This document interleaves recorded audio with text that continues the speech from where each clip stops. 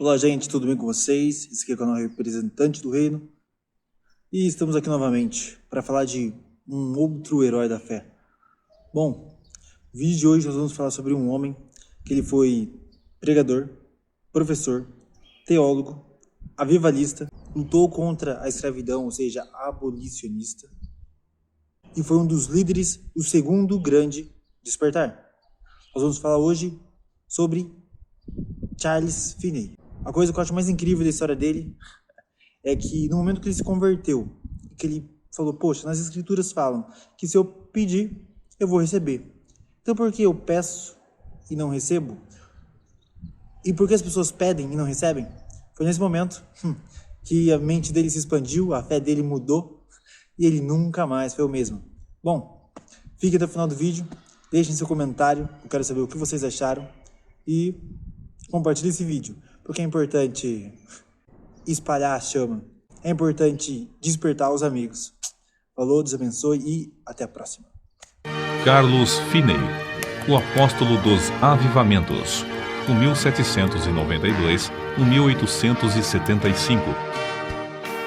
Perto da aldeia de New York Mills, no século XIX, havia uma fábrica de tecidos movida pela força das águas do rio Oriskany.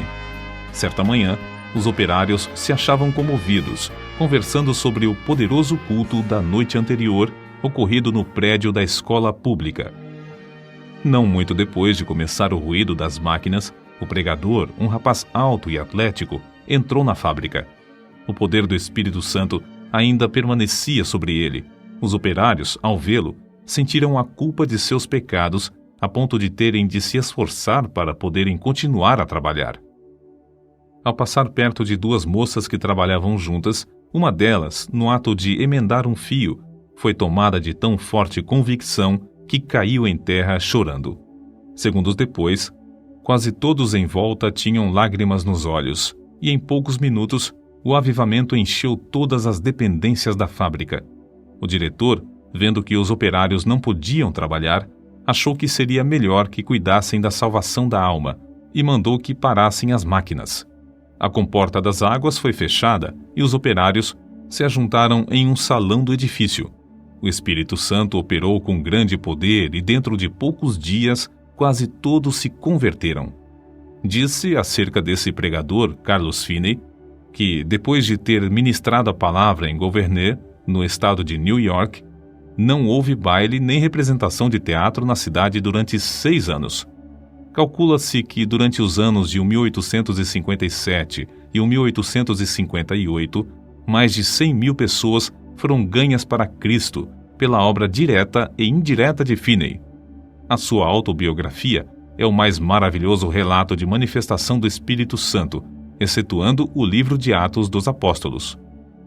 Abaixo das Sagradas Escrituras, alguns consideram o livro Teologia Sistemática, de sua autoria, a maior obra sobre teologia que existe.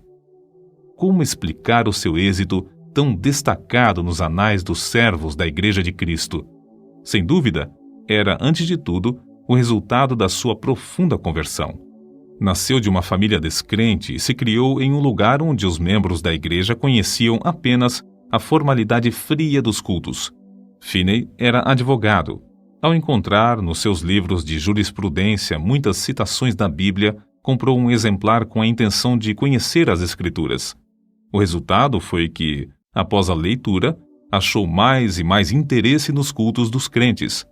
Acerca da sua conversão, ele relata na sua autobiografia o seguinte: ao ler a Bíblia, ao assistir às reuniões de oração e ouvir os sermões de Sr. Gale, percebi que não me achava pronto a entrar nos céus. Fiquei impressionado especialmente com o fato de as orações dos crentes, semana após semana, não serem respondidas. Li na Bíblia: pedi e dar-se-vos-á, buscai e encontrareis, batei e abrir-se-vos-á. Li também que Deus é mais pronto a dar o Espírito Santo aos que lhe pedirem do que os pais terrestres a darem boas coisas aos filhos. Ouvi os crentes pedirem um derramamento do Espírito Santo se confessarem, depois que não receberam. Exortavam uns aos outros a se despertarem para pedir em oração um derramamento do Espírito de Deus, e afirmavam que assim haveria um avivamento com a conversão de pecadores.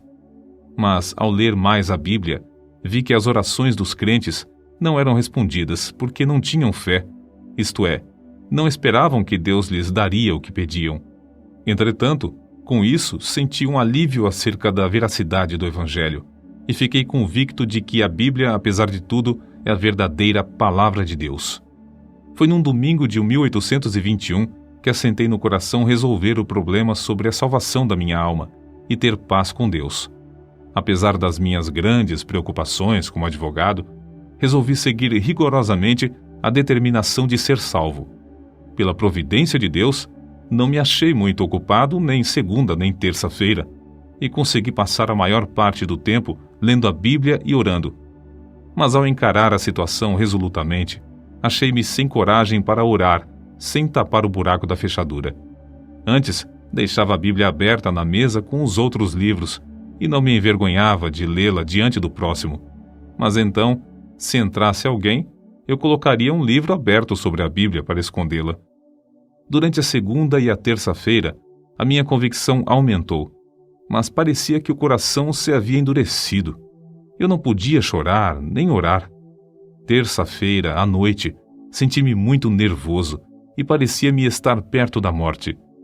Reconhecia que, se eu morresse, por certo iria para o inferno. De manhã cedo, fui para o gabinete. Parecia que uma voz me perguntava: "Por que esperas? Não prometeste dar o coração a Deus? O que experimentas fazer? Alcançar a justificação pelas obras?" Foi então que vi claramente, como qualquer vez depois, a realidade e a plenitude da propiciação de Cristo. Vi que sua obra era completa, e em vez de eu necessitar de uma justiça própria para Deus me aceitar, tinha de sujeitar-me à justiça de Deus por intermédio de Cristo. Sem o saber, fiquei imóvel. Não sei por quanto tempo, no meio da rua, no lugar onde a voz de dentro se dirigiu a mim. Então, me veio a pergunta: "Aceitá-lo-ás agora? Hoje?" Repliquei: "Aceitá-lo-ei hoje, ou me esforçarei para isso até morrer." Em vez de ir ao gabinete, voltei para entrar na floresta, onde podia derramar a alma sem alguém me ver nem me ouvir. Porém, o meu orgulho continuava a se manifestar. Passei por cima de um alto e andei furtivamente atrás de uma cerca, para que ninguém me visse, e pensasse que ia orar. Penetrei dentro da mata a cerca de meio quilômetro, onde achei um lugar mais escondido entre algumas árvores caídas. Ao entrar, disse a mim mesmo: "Entregarei o coração a Deus, ou então não sairei daqui." Mas, ao tentar orar, o coração não queria. Pensara que, uma vez sozinho, onde ninguém pudesse ouvir-me, podia orar livremente. Porém, ao experimentar fazê-lo, achei-me sem coisa alguma a dizer a Deus. Toda vez que tentava orar, parecia-me ouvir alguém chegando. Por fim, achei-me quase em desespero. O coração estava morto para com Deus e não queria orar.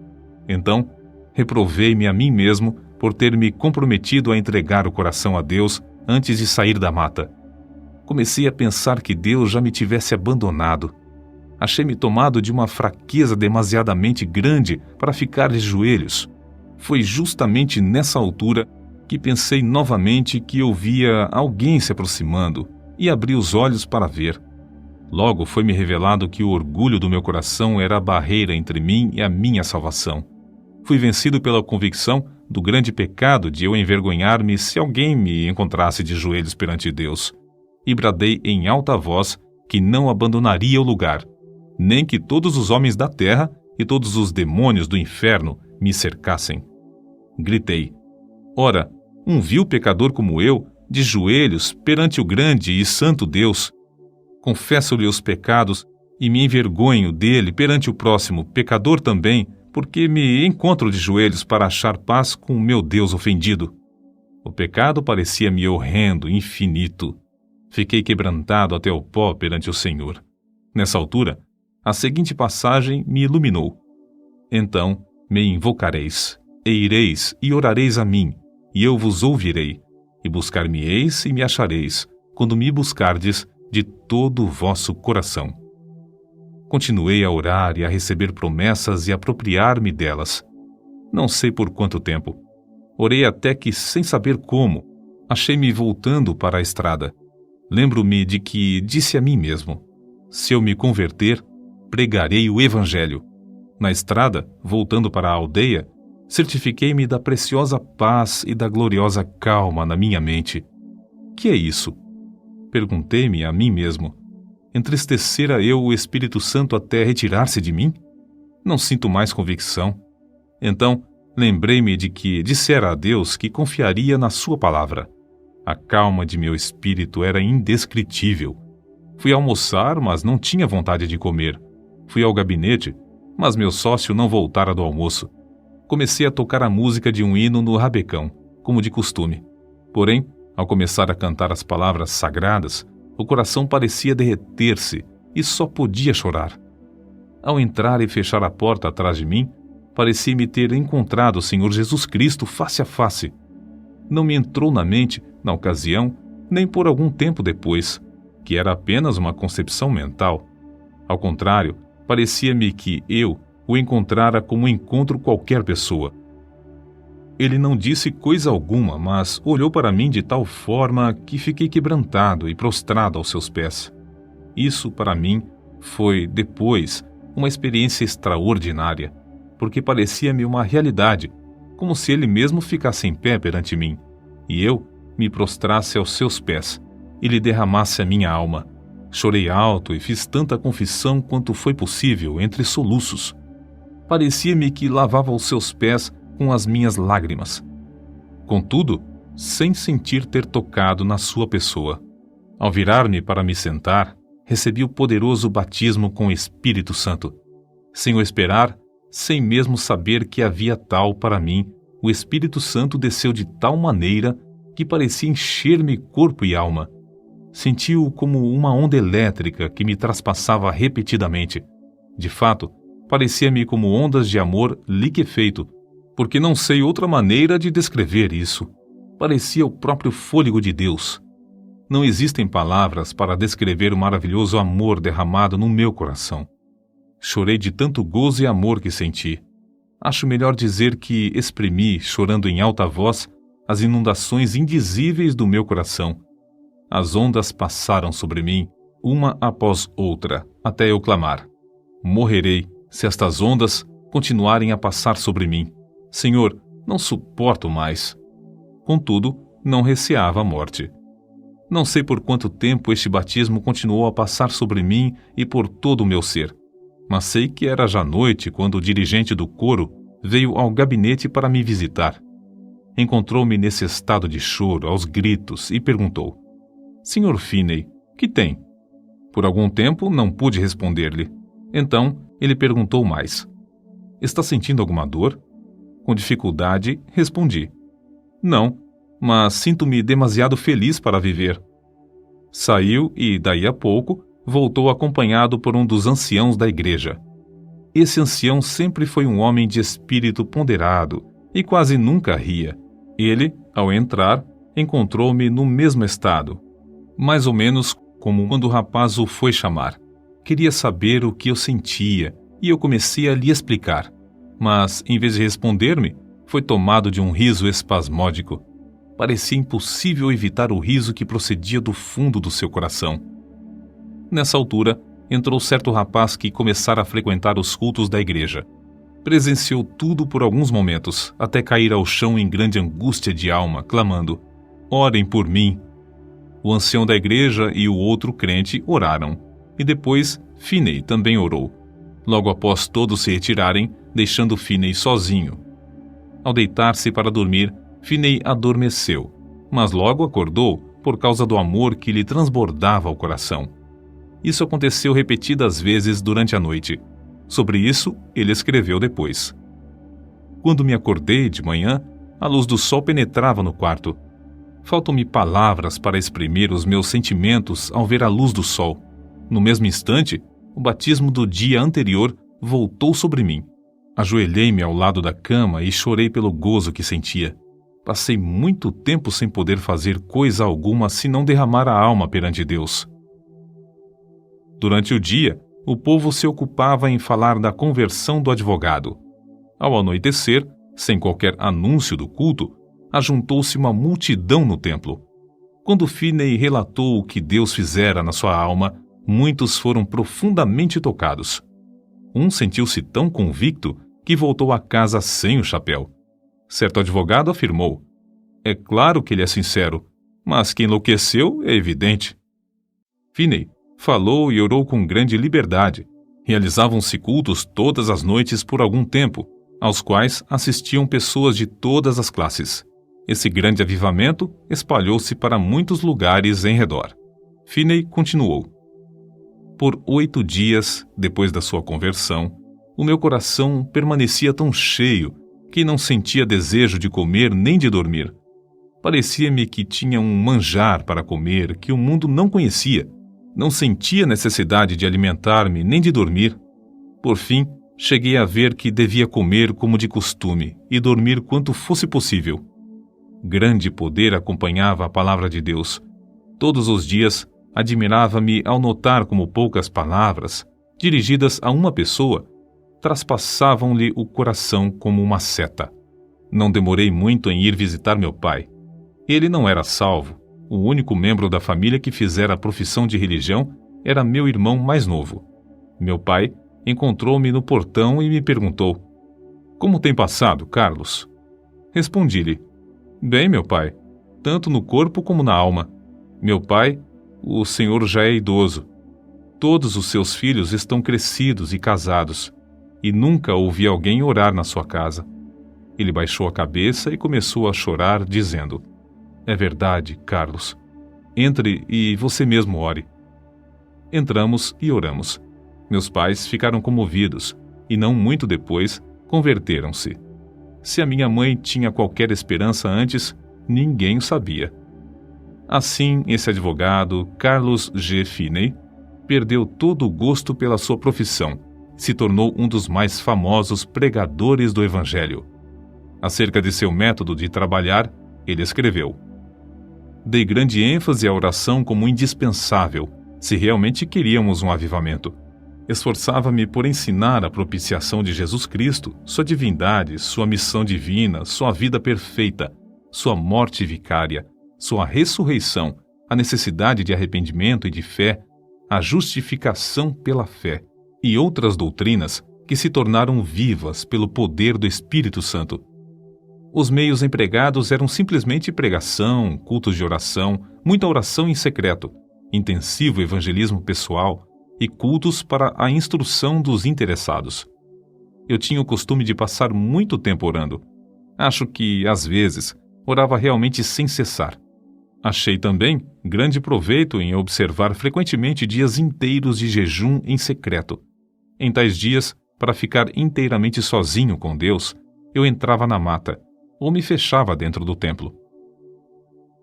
Vê-se no seguinte relato a maneira como Finney e seu companheiro de oração, o irmão Nash, bombardeavam os céus com as suas intercessões. Quase 1 quilômetro distante da residência do Sr. S., morava certo adepto do universalismo. Nos seus preconceitos religiosos, recusava-se a assistir aos cultos. Certa vez, o irmão Nash, que se hospedava comigo na casa do Sr. S., retirou-se para dentro da mata para lutar em oração, sozinho, bem cedo de madrugada, conforme seu costume. A atmosfera era tal nessa ocasião que se ouvia qualquer som de longe. O universalista, ao levantar-se de madrugada, saiu de casa e ouviu a voz de quem orava e, apesar de não compreender muitas das palavras, reconheceu quem orava. E isso traspassou-lhe o coração como uma flecha. Sentiu a realidade da religião como nunca. A flecha permanecia, e ele achou alívio somente crendo em Cristo. Acerca do espírito de oração, Finney afirmou que era coisa comum nesses avivamentos os recém-convertidos se acharem tomados pelo desejo de orar noites inteiras até lhes faltarem as forças físicas. O Espírito Santo constrangia grandemente o coração dos crentes, que sentiam constantemente a responsabilidade pela salvação das almas imortais. A solenidade da mente se manifestava no cuidado com que falavam e se comportavam. Era muito comum encontrar crentes juntos, caídos de joelhos em oração, em vez de ocupados em palestras. Em certo tempo, quando as nuvens de perseguição enegreciam cada vez mais, Finney, como era seu costume, sob tais circunstâncias, sentia-se dirigido a dissipá-las, orando. Em vez de falar pública ou particularmente acerca das acusações, ele orava. Acerca da sua experiência, escreveu: Eu olhava para Deus com grande anelo, dia após dia, rogando que Ele me mostrasse o plano a seguir e a graça para suportar a borrasca. O Senhor mostrou-me, em uma visão, o que eu tinha de enfrentar. Ele chegou-se tão perto de mim, enquanto eu orava, que a minha carne literalmente estremecia sobre os ossos. Eu tremia da cabeça aos pés, sob o pleno conhecimento da presença de Deus. Acrescentamos mais um exemplo, tirado da sua autobiografia, que mostra a maneira com que o Espírito Santo operava em sua pregação. Ao chegar na hora anunciada para iniciar o culto, achei o prédio da escola repleto, por isso tive de ficar em pé perto da entrada. Cantamos um hino, isto é, o povo pretendia cantar. Entretanto, eles não tinham o costume de cantar os hinos de Deus e cada um desentoava à sua própria maneira. Não podia conter-me. Lancei-me de joelhos e comecei a orar. O Senhor abriu as janelas dos céus, derramou o espírito de oração e entreguei-me de toda a alma a orar. Não escolheram um texto, mas logo ao levantar-me dos joelhos, eu disse: Levantai-vos, saí deste lugar, porque o Senhor há de destruir a cidade. Acrescentei que havia 2 homens, um se chamava Abraão e outro Ló. Contei-lhes como Ló se mudara para Sodoma. O lugar era excessivamente corrupto. Deus resolveu destruir a cidade e Abraão orou por Sodoma. Mas os anjos acharam somente um justo lá. Era Ló. Os anjos disseram: Tens alguém mais aqui? Teu genro e teus filhos e tuas filhas e todos quantos tens nessa cidade, tira-os fora deste lugar, porque nós vamos destruir este lugar, porque o seu clamor tem engrossado diante da face do Senhor, e o Senhor nos enviou a destruí-lo. Ao relatar estas coisas, os ouvintes se mostraram irados a ponto de me açoitarem. Nessa altura, deixei de pregar e lhes expliquei que compreendera que nunca se realizara culto ali e que eu tinha o direito de, assim, considerá-los corruptos. Salientei isso com mais e mais ênfase e com o coração cheio de amor, até não poder mais conter-me. Depois de eu assim falar, cerca de 15 minutos, parecia ter vindo sobre os ouvintes uma tremenda solenidade, os quais começaram a cair ao chão, clamando e pedindo misericórdia. Se eu tivesse tido uma espada em cada mão, não os poderia derrubar tão depressa como caíram. De fato, 2 minutos depois de os ouvintes sentirem o choque do Espírito vir sobre eles, quase todos estavam ou caídos de joelhos ou prostrados ao chão. Todos os que podiam falar de qualquer maneira oravam por si mesmos. Tive de deixar de pregar porque os ouvintes não prestavam mais atenção. Vi o ancião que me convidara para pregar sentado no meio do salão, olhando em redor, estupefato. Gritei bem alto para ele ouvir, apesar da balbúrdia, pedindo-lhe que orasse. Caiu de joelhos e começou a orar em voz retumbante, mas o povo não prestou atenção. Gritei: Vós não estáis ainda no inferno, quero dirigir-vos a Cristo. O coração transbordava de gozo ao presenciar tal cena. Quando pude dominar os meus sentimentos, virei-me para um rapaz que estava perto de mim. Consegui atrair a sua atenção e preguei a Cristo, em voz bem alta, ao seu ouvido. Logo, ao olhar para a cruz de Cristo, ele acalmou-se por um pouco e então rompeu em oração pelos outros. Depois, fiz o mesmo com um outro, depois com mais outro e continuei assim, tratando com eles até a hora do culto da noite, na aldeia. Deixei o ancião que me convidara a pregar para continuar a obra com os que oravam. Ao voltar, havia tantos clamando a Deus que não pudemos encerrar a reunião, que continuou o resto da noite. Ao amanhecer o dia, alguns ainda permaneciam com a alma ferida. Não se podiam levantar e, para dar lugar às aulas, foi necessário levá-los a uma residência não muito distante. De tarde mandaram chamar-me porque ainda não findara o culto. Só nesta ocasião cheguei a saber a razão de o auditório agastar-se da mensagem. Aquele lugar cognominava-se Sodoma, e havia somente um homem piedoso lá, a quem o povo tratava de Ló. Era o ancião que me convidara a pregar. Depois de já velho, Finney escreveu acerca do que o Senhor fez em Sodoma. Embora esse avivamento caísse tão repentinamente sobre eles, era tão empolgante ver que as conversões eram profundas e a obra permanente e genuína. Nunca ouvi falar em qualquer repercussão desfavorável. Não foi só na América do Norte que Finney viu o Espírito Santo cair e abater os ouvintes em terra. Na Inglaterra, durante os 9 meses de evangelização que Finney promoveu lá, multidões também se prostraram enquanto ele pregava. Em certa ocasião, mais de 2.000 de uma vez. Alguns pregadores confiam na instrução e ignoram a obra do Espírito Santo. Outros, com razão, rejeitam tal ministério infrutífero e sem graça. Oram a Deus para que o Espírito Santo tome a direção e alegram-se no grande progresso da obra de Deus. Mas ainda outros, como Finney, dedicam-se a buscar o poder do Espírito Santo sem desprezar a arma de instrução e veem resultados incrivelmente mais vastos. Durante os anos de 1851 a 1866, Finney foi diretor do Oberlin College e ensinou a um total de 20.000 estudantes. Dava mais ênfase ao coração puro e ao batismo no Espírito Santo do que à preparação do intelecto. O resultado foi que, de Oberlin, saiu uma corrente contínua de alunos cheios do Espírito Santo. Assim, após o término de uma campanha intensiva de evangelismo e no meio dos seus esforços no colégio, em 1857, Finney via cerca de 50.000, todas as semanas, converterem-se a Deus. By My Spirit, Jonathan Goforth, página 183. Os diários de New York, às vezes, quase não publicavam outras notícias senão do avivamento.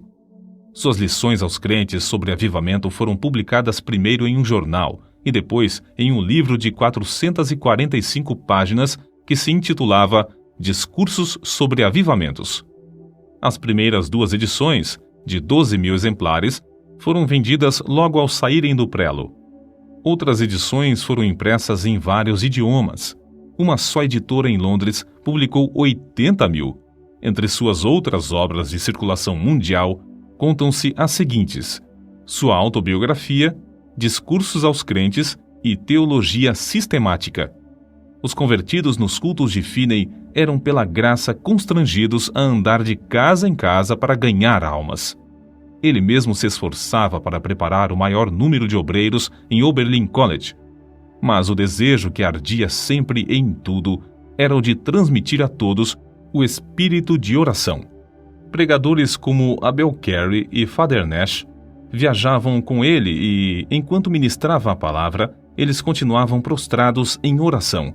Vejamos isso nas palavras de Finney. Se eu não tivesse o espírito de oração, não alcançaria coisa alguma. Se por um dia ou por uma hora eu perdesse o espírito de graça e de súplica, não poderia pregar com poder e fruto, e nem ganhar almas pessoalmente.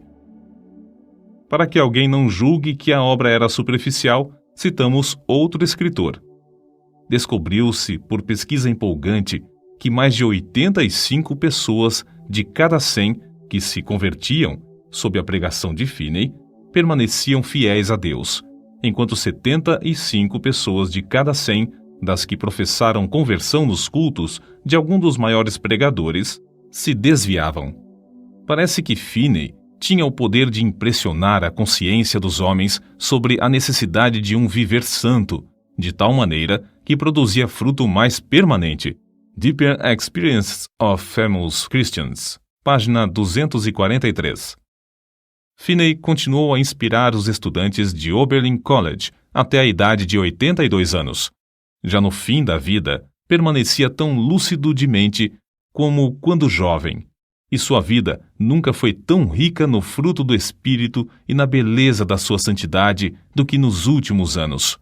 No domingo 16 de agosto de 1875, pregou seu último sermão, mas à noite não assistiu ao culto. Ao ouvir os crentes cantarem Jesus, Lover of My Soul, Let Me to Thy Bosom Fly, saiu até o portão da frente da casa e com estes que tanto amava, cantou na terra pela última vez. Acordou à meia-noite sofrendo dores lancinantes no coração. Sofrera assim muitas vezes durante a sua vida. Semeara as sementes de avivamento e as regara com lágrimas. Todas as vezes que recebia o fogo da mão de Deus, era com sofrimento. Finalmente, antes de amanhecer o dia, dormiu na terra para acordar na glória, nos céus. Faltavam-lhe apenas 13 dias para completar 83 anos de vida aqui na terra.